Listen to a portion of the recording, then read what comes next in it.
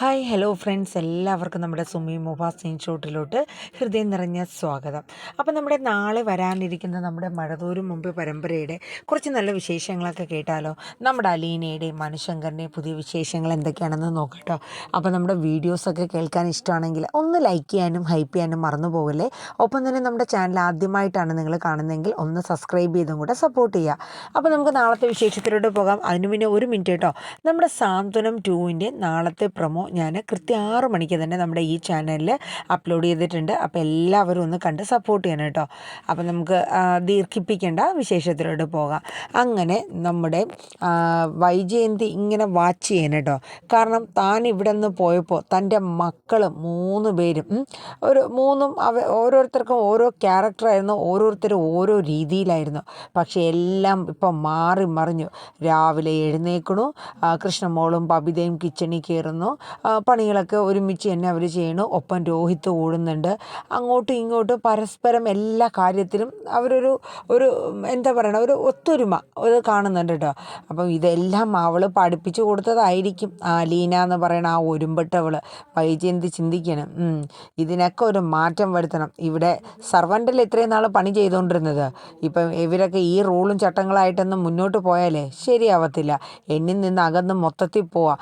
എന്തായാലും പിള്ളേരും ബാലേന്ദ്രനും എൻ്റെ അടുത്ത് നിന്ന് എൻ്റെ മനസ്സിൽ നിന്ന്, അല്ലെങ്കിൽ അവരുടെ മനസ്സിൽ എനിക്കിപ്പോൾ ഒരിടവും ഇല്ല എന്നുള്ളത് വൈജയന്തിക്ക് മനസ്സിലാവുകയാണ്. കാരണം എന്ന് വെച്ചാൽ ഇത്രയും നാളത്തെ ഒരു ഗ്യാപ്പ് കൊണ്ട് അലീന അവരുടെ എല്ലാവരുടെയും മനസ്സ് കീഴ്പ്പെടുത്തി കഴിഞ്ഞു.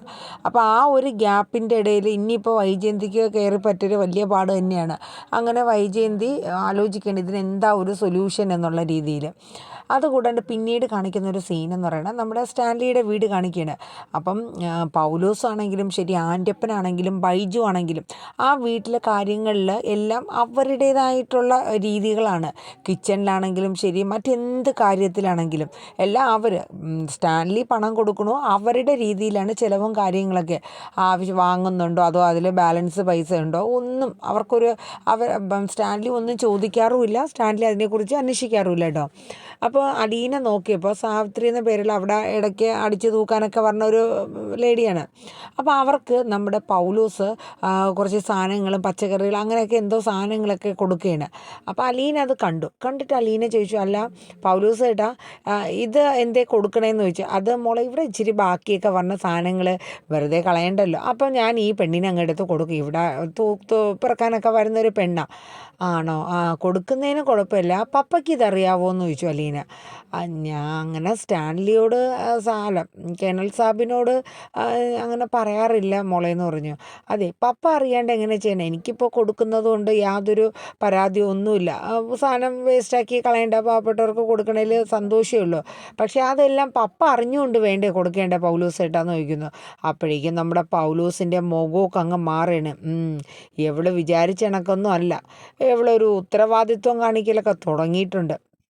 അപ്പോൾ എന്തായാലും ഇവിടെ എന്ത് കാര്യങ്ങളും ചെയ്യുമ്പോൾ അതിൻ്റേതായ കണക്കും കാര്യങ്ങളും ഒക്കെ വേണം. കാരണം പപ്പയ്ക്ക് ഇതൊന്നും നോക്കാനോ ശ്രദ്ധിക്കാനോ സമയമൊന്നുമില്ല. പക്ഷേ പൈസ പാഴാക്കി കളയരുത്. അങ്ങനെ കളയുന്നത് എനിക്ക് ഇഷ്ടമല്ല. പപ്പ കഷ്ടപ്പെട്ടുണ്ടാക്കുന്ന കാര്യങ്ങളാണ്, അതുകൊണ്ട് അതൊന്നും പാഴായി പോകുന്നതിനോട് എനിക്ക് താല്പര്യമില്ല. പിന്നെ ആ ചേച്ചിക്ക് കൊടുത്തതുകൊണ്ട് എനിക്കൊരു ഇഷ്ടക്കുറവുമില്ല പൗലോസ് ചേട്ടാ, അല്ലാണ്ട് വേറൊന്നുമില്ല എന്ന് പറഞ്ഞിട്ട് അലീന പോവാൻ കേട്ടോ. അപ്പോഴേക്കും നമ്മുടെ ആൻ്റപ്പനും അതുപോലെ തന്നെ നമ്മുടെ പൗലോസും ബൈജുവും കൂടെ ചേർന്നിട്ട് ഈ കൊച്ചിനെ ഇവിടെ നിൽക്കണമെങ്കിൽ നമുക്ക് പണിയാ എന്നിങ്ങനെ പൗലോസ് നമ്മുടെ ആൻ്റപ്പനോട് പറയാൻ കേട്ടോ.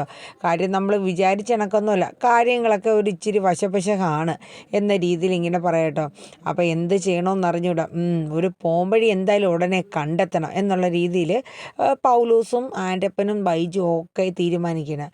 അങ്ങനെ ഇവരിങ്ങനെ സംസാരിച്ചുകൊണ്ട് നിൽക്കണം. അപ്പോൾ ഇതേ സമയം നമ്മുടെ ബബിതയും അതുപോലെ തന്നെ നമ്മുടെ കൃഷ്ണമോളും രാവിലത്തെ പണികളൊക്കെ തീർത്തിട്ട് വെയിറ്റ് ചെയ്തിരിക്കുകയാണ്. കാരണം അച്ഛൻ ഇപ്പോൾ എത്തും. അച്ഛൻ ഇത്രയും നേരം വൈകണം എന്തായിരിക്കും. 2 പേരും കൂടെ ഫ്രണ്ടിൽ വന്ന് ഇങ്ങനെ നോക്കിയിരിക്കുകയാണ്.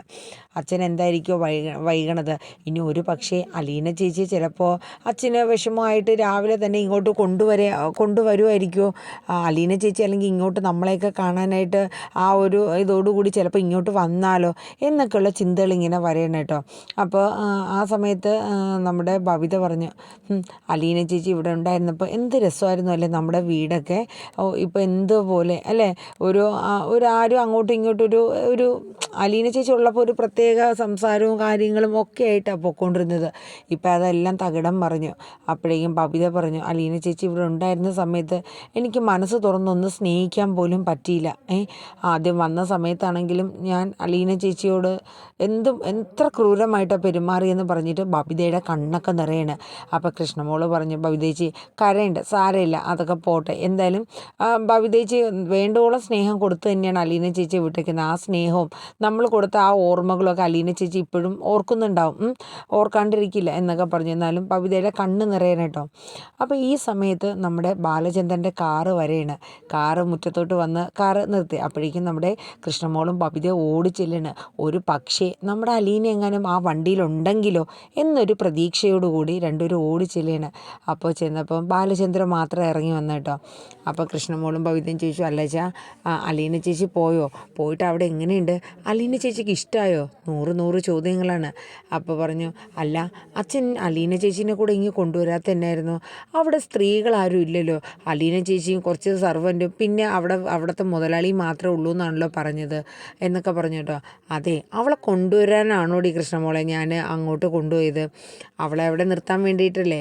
എന്തായാലും അവൾക്ക് സേഫായിട്ടുള്ള സ്ഥലം തന്നെയാണ്, പേടിക്കേണ്ട കാര്യങ്ങളൊന്നുമില്ല എന്ന് ബാലചന്ദ്രൻ പറയണം. എന്നാലും അലീന ചേച്ചി പാവം പോയല്ലോ, ഭയങ്കര സങ്കടമാണ്. അപ്പോൾ ബാലചന്ദ്രന് മനസ്സിലായി. കാരണം വേറൊന്നുമല്ല, രണ്ടുപേർക്കും ഭയങ്കര വിഷമമാണ് അലീന പോയതിൻ്റെ ആ ഒരു ബുദ്ധിമുട്ടും കാര്യങ്ങളും. ഇതേ സമയം നമ്മുടെ അലീനയാണെങ്കിലും ഇപ്പം അച്ഛൻ വീട്ടിലെത്തി, കടപ്പാട്ടൂർ വീട്ടിലെത്തി കാണും. അതുപോലെ തന്നെ കൃഷ്ണമോളും രോഹിത്തും ബബിതയൊക്കെ എന്ത് ചെയ്യുന്നുണ്ടോ എന്തോ എന്നൊക്കെയുള്ള പല ഓർമ്മകളുമായിട്ട് അലീന ഇങ്ങനെ നിൽക്കാൻ കേട്ടോ. സത്യം പറഞ്ഞാൽ അലീനയുടെ ഒരു സമാധാനം എന്ന് പറയുന്നത് കുറച്ച് നേരമൊക്കെ ആ വീട്ടിൽ അങ്ങോട്ടുമൊക്കെ ഇങ്ങനെ ഓരോ റൂമിൻ്റെ അവിടെയൊക്കെ പോയി, അല്ലെങ്കിൽ ഫ്രണ്ടിൽ ആ തോട്ടത്തിൻ്റെ അവിടെയൊക്കെ ഇങ്ങനെ പോയി കുറച്ച് നേരം നടക്കും. പിന്നെ നമ്മുടെ സ്റ്റാൻലിയുടെ കുറേ പട്ടികളുണ്ടല്ലോ, ആ പട്ടികളുടെ അടുത്തൊക്കെ ചെന്നിട്ട് ഇങ്ങനെ അതിനെ കുറച്ച് നേരം കൊഞ്ചിച്ചും ലാളിച്ചും ഒക്കെ നിൽക്കും. അപ്പോൾ ഒരു വല്ലാത്ത സമാധാനമൊക്കെയാണ്. ഇങ്ങനെയൊക്കെയാണ് അലീന സമയം കളയണത്. അപ്പോൾ അലീന ചിന്തിക്കും, ഇപ്പോൾ നെടുമ്പുരയ്ക്കൽ വീട്ടിലാണെങ്കിൽ എനിക്ക് സമയം പോണത് കൂടി ഞാൻ അറിയില്ല. പിടിപ്പത് പണിയായിരിക്കും. പിള്ളേരെ കാര്യങ്ങൾ നോക്കണം, വീട്ടിൽ ഫുഡ് ഉണ്ടാക്കണം, അങ്ങനെ 100 കൂട്ടം പണികളാണ്. ഇപ്പോൾ ഒരു പണിയില്ല, ചുമ്മാ ഇരുന്ന് സമയം പോണില്ല. അലീനയ്ക്ക് എന്തോ വല്ലാത്തൊരു വീർപ്പ് മുട്ടൽ തന്നെയായിരുന്നു കേട്ടോ. അങ്ങനെ അലീന അതിനെക്കുറിച്ചൊക്കെ ഓർത്ത് നിൽക്കുകയാണ്. ആ സമയത്താണ് അലീന ഒരു നിമിഷം ആലോചിക്കുന്നത്, രേവതിക്കുട്ടീനെ ഇതുവരെ വിളിച്ചിട്ടില്ല, അവളെ ഒന്ന് വിളിക്കാന്നുള്ള രീതിയിൽ നമ്മുടെ അലീന രേവതിക്കുട്ടിയെ വിളിക്കാനായിട്ട് പോകണം കേട്ടോ. അപ്പോൾ ഈ സമയത്ത് നമ്മുടെ അലീന രേവതിക്കുട്ടി വിളിച്ചുകൊണ്ടിരിക്കുമ്പോൾ രേവതിക്കുട്ടി നോക്കുമ്പോൾ അലീനയുടെ ഫോൺ കോൾ വരെയാണ്. അയ്യോ, അലീന ചേച്ചി ഇതേ വിളിക്കുന്നു. രേവതിക്കുട്ടിക്ക് വല്ലാത്തൊരു വിഷമവും സങ്കടവും സന്തോഷവും ഒക്കെ അങ്ങ് വരെയാണ് കേട്ടോ.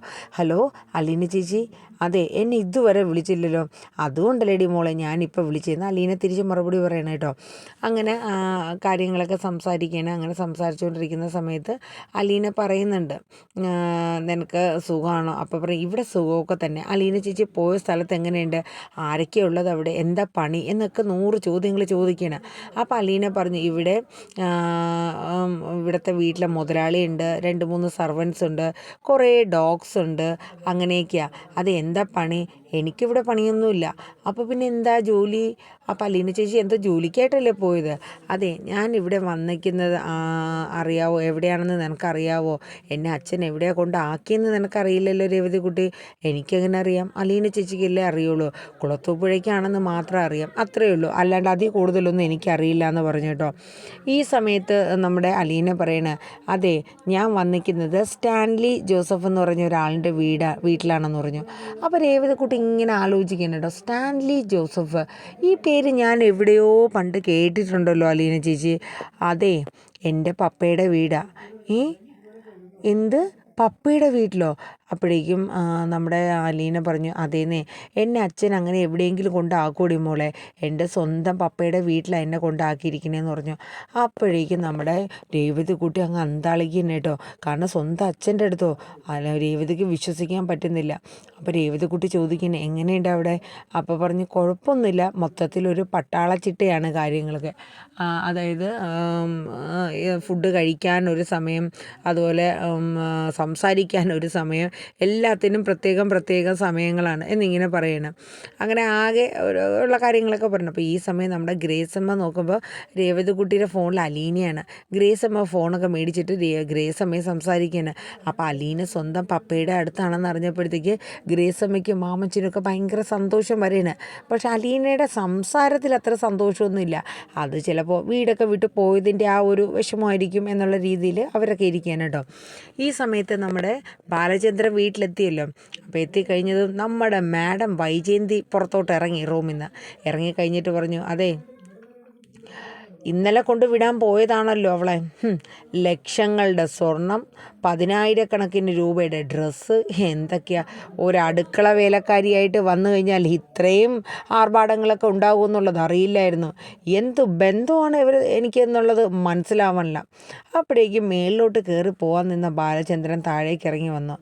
അല്ല, എന്നെ ചോദ്യം ചെയ്യാൻ നീ ആരാ? നീ ഇത്രയും നാൾ എവിടെയായിരുന്നു? നീ എങ്ങോട്ടാണ് പോയത്? ബാലചന്ദ്രൻ ചോദിച്ചിട്ടോ. ബാലചന്ദ്രന് ദേഷ്യത്തിൻ്റെ നെല്ലിപ്പലക കണ്ടുകൊണ്ടാണ് ബാലേന്ദ്രൻ നിൽക്കുന്നത്. ക്ഷമ അങ്ങറ്റം പിടിച്ചുകൊണ്ടാണ്. കാരണം എന്ന് വെച്ചാൽ 2 പൊട്ടിക്കൽ കൊടുത്തിട്ട് നീ ആരാടി ചോദിക്കാനെന്ന് അറിയാൻ പാടില്ലാത്തത് കൊണ്ടല്ല. പക്ഷെ ആ സമയത്ത് അലീനയുടെ മുഖമാണ് ബാലചന്ദ്രൻ്റെ മനസ്സിൽ വന്നത്.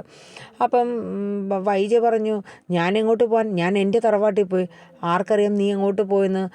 ഞാൻ കണ്ടോ? ഇല്ലല്ലോ. പിന്നെ നീ എവിടെ പോയെന്ന്? ഇത്രയും നാൾ നീ എവിടെ നിരങ്ങിയിട്ടാണ് പറഞ്ഞതെന്ന് ഞാനെങ്ങനെ അറിയണേ? അപ്പോഴേ നീ എന്നെ ക്വസ്റ്റ്യൻ ചെയ്യാൻ വരണ്ട. നീ ആദ്യം ഇറങ്ങി പോകുമ്പോഴും വരുമ്പോഴും ഞാൻ നിന്നോട് ക്വസ്റ്റ്യൻ ചെയ്യാൻ വരാറില്ലല്ലോ. അപ്പോൾ ഇങ്ങോട്ടും ചെയ്യാനായിട്ട് നിൽക്കണ്ടെന്ന് ഇങ്ങനെ പറയണം കേട്ടോ. അങ്ങനെ വൈജയന്തിക്ക് അടിയേറ്റതുപോലെ ആയിപ്പോയി കേട്ടോ. അപ്പോൾ പിന്നെ സ്വർണത്തിൻ്റെ അതിൻ്റെ കണക്ക് അത് ഞാൻ എൻ്റെ സ്വന്തം പൈസ എൻ്റെ അക്കൗണ്ടിൽ നിന്ന് എടുത്ത് കൊടുത്തു. നിൻ്റെ അക്കൗണ്ടിൽ നിന്നും അല്ലല്ലോ ഞാൻ എടുത്തത്. ഞാൻ കഷ്ടപ്പെടുന്ന എൻ്റെ പൈസ. അപ്പോൾ പറഞ്ഞു, എൻ്റെ മക്കൾക്ക് അനുഭവിക്കാനുള്ള പണം അത് കണ്ടവളുമാർക്ക് നിരങ്ങി തീർക്കാനുള്ളതല്ല എന്നിങ്ങനെ പറയണം.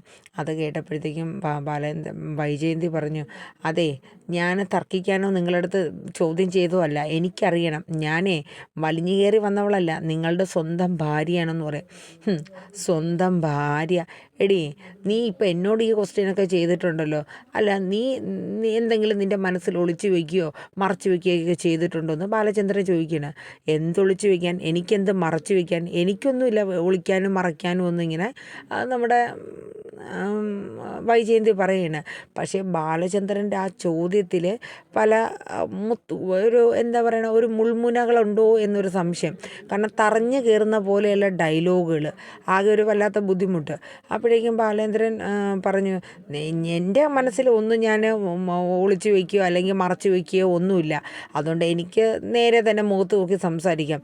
നിനക്കങ്ങനെ ഇല്ലെങ്കിൽ അങ്ങനെ ആയിക്കോട്ടെ എന്ന് പറഞ്ഞു.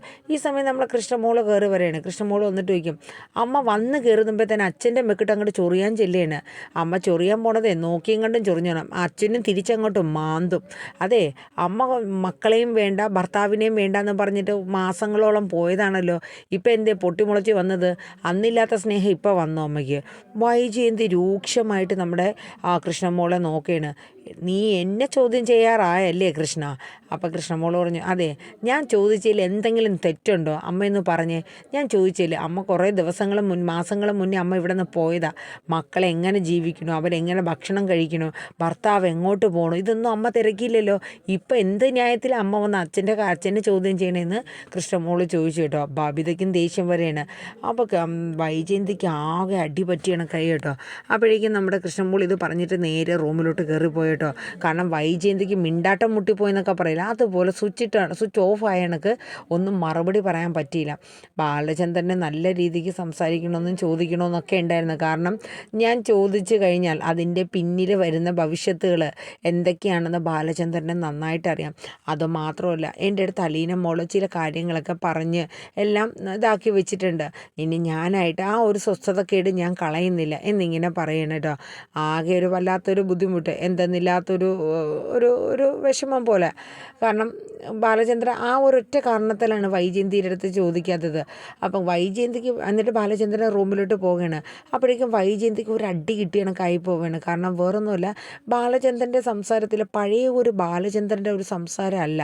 കാരണം ഓരോ വാക്കിലും ഓരോ മുൾമുന പോലെയുള്ള ഓരോ വാക്കുകളാണ് ഇങ്ങനെ വരുന്നത്. അപ്പോൾ ആകെ ഒരു വല്ലാത്തൊരു ബുദ്ധിമുട്ട് പോലെ വൈജയന്തിക്ക് വല്ലാത്തൊരിത്. കാരണം എന്തൊക്കെയോ പറഞ്ഞിട്ട് ആ ഒരു രീതിയിൽ, കാരണം അലീന പറഞ്ഞ വാക്കുകൾ ഇന്നും വൈജയന്തിയുടെ ചെവിയിൽ തന്നെ നിൽക്കുകയാണ്. 10-22 വർഷങ്ങൾക്ക് മുന്നേ ആഗ്രയിലെ അമ്മയുടെ ജീവിതം അമ്മ ഒന്ന് ആലോചിച്ച് നോക്കണം. ആ പറഞ്ഞത്, കാരണം അതെങ്ങാനും അലീന ഇനി ബാലചന്ദ്രൻ്റെ അടുത്ത് പറഞ്ഞിട്ടുണ്ടോ എന്നുള്ള ഒരു സംശയം നമ്മുടെ വൈജയന്തിക്കുണ്ട്. വൈജയന്തിക്ക് ഒരു വല്ലാത്ത ഭയം എന്തോ അപ്പം മുതൽ തോന്നി തുടങ്ങിയാണ് കേട്ടോ. എല്ലാത്തിലും മൊത്തത്തിൽ വൈജയന്തി പണ്ട് ഉദ്ദേശിച്ചതുപോലെ അല്ലെങ്കിൽ മനസ്സിൽ കാൽക്കുലേറ്റ് ചെയ്തതുപോലെയുള്ള ഒരു ജീവിതം നെടുമ്പുരയ്ക്കൽ വീട്ടിൽ കോർത്തെടുക്കാം എന്ന് വിചാരിച്ച് അത് നടപടിയാവണ ഒരു കാര്യമല്ല.